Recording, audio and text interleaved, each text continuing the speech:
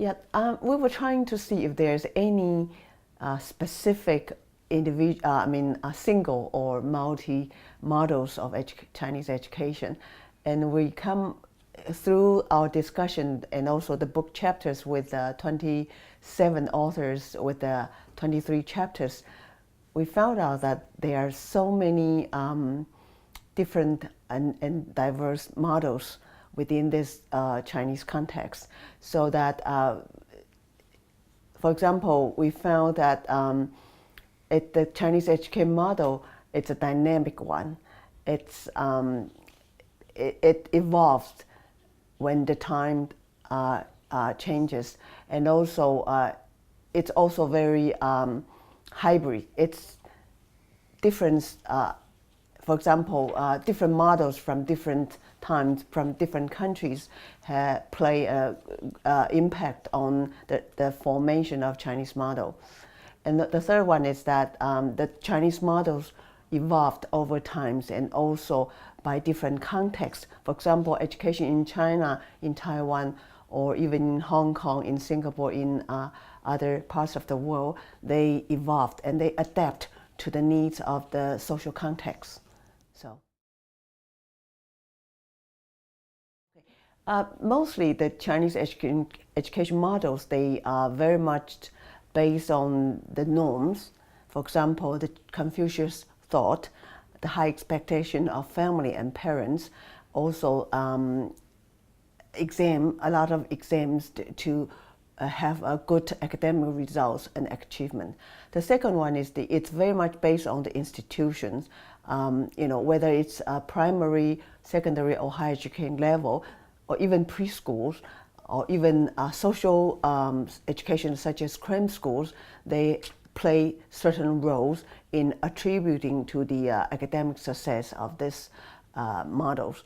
And also the third one is it's very much based on the individual aspects. For example, especially in the Confucius heritage, does carry on even today, that family expect children to study hard, to work hard, efforts over innate abilities, and so that a family could invest more on children's education so that they can have a better life, career, and so on. So that's the mentality still carry on within many Chinese families along the world, across the world.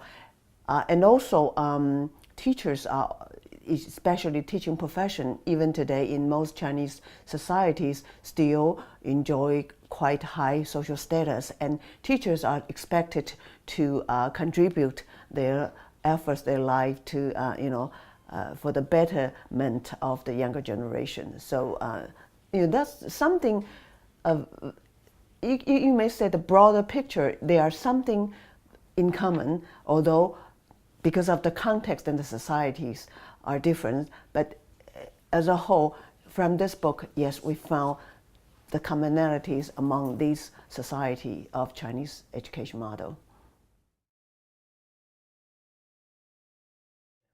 I think we can fill up the gap of this contemporary Chinese education models from different parts of the world.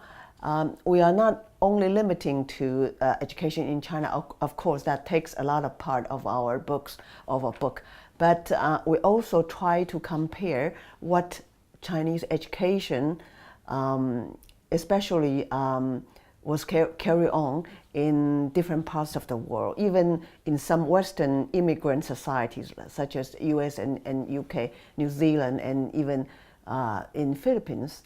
We also found that Chinese descents, they try to maintain parts of their education culture, probably from private sectors, some of them are from community efforts, something like that, as a whole. So that's the commonality I found. So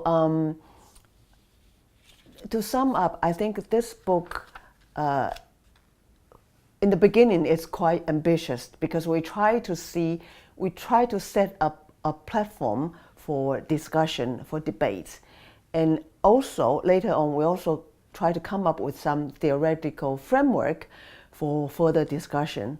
So I think I hope the book will attract more attention and also more debates to come.